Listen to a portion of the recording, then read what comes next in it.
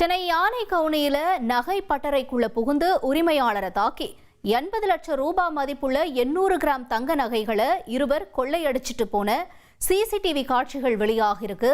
இது தொடர்பான கூடுதல் தகவல்களோட செய்தியாளர் சாலமன் இணைஞ்சிருக்காரு. சாலமன் வணக்கம். இந்த கொள்ளை சம்பவம் தொடர்பான தகவல்களை பதிவு செய்யுங்க.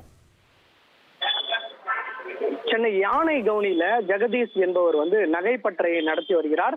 நேற்று மாலை இவரது கடைக்குள்ள புகுந்த 2 நபர்கள் இந்த தங்க காசுகளை வாங்குவது போல நடித்து அவர் மீது அந்த உரிமையாளர் முகத்துல ஸ்ப்ரே அடித்து அதன் பின்னால் தாக்கி அவரை பெல்ட்டால கட்டி போட்டு அதன் பின்னர் அந்த கடையில இருந்த மொத்தம் 100 சவரன் தங்க காசுகளை அவர்கள் திருடி சென்று தப்பி சென்றிருக்கிறார்கள். இது தொடர்பான சிசிடிவி காட்சிகள் தான் தற்போது வெளியாகி இருக்கிறது. அதுல 2 நபர்கள் ஒரு சட்டையை அணிந்து அவர்கள் உள்ளே நுழைகிறார்கள்.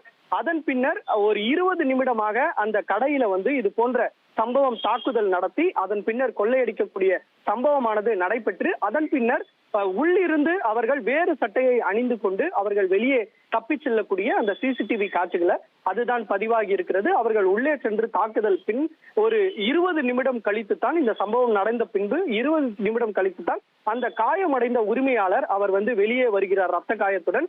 அதன் பின்னர் அருகில் இருக்கக்கூடிய அந்த கடையின் உரிமையாளர்களுக்கு கூறிய பின் தான் அந்த கொள்ளையர்களை தேடி சென்றிருக்கிறார்கள். ஆனாலும் அவர்கள் கண்டுபிடிக்கப்பட்டது. உடனடியாக இது குறித்து யானைகவுனி போலீசாருக்கு தகவல் தெரிவிக்கப்பட்டு போலீசார் சம்பவ இடத்திற்கு அங்குள்ள சிசிடிவி காட்சிகளை ஆய்வு செய்திருக்கிறார்கள். ஆனால் அந்த கொள்ளையர்கள் அங்க இருக்கக்கூடிய டிவிஆர் மற்றும் சிசிடிவி காட்சிகளை உடைத்து டிவிஆரையும் அவர்கள் கலட்டிவிட்டு அதனுடன் எடுத்து சென்றிருக்கிறார்கள். இந்த நபர்கள் யார்? ஏற்கனவே தெரிந்த நபர்கள் தான் உள்ளே புகுந்து இது போன்ற சம்பவத்தில் ஈடுபட்டிருக்கிறார்கள் உள்ளிட்ட பல்வேறு கோணங்கள்ல சிசிடிவி காட்சிகளை அடிப்படையாக வைத்து தீவிரமாக தேடி வருகின்றனர்.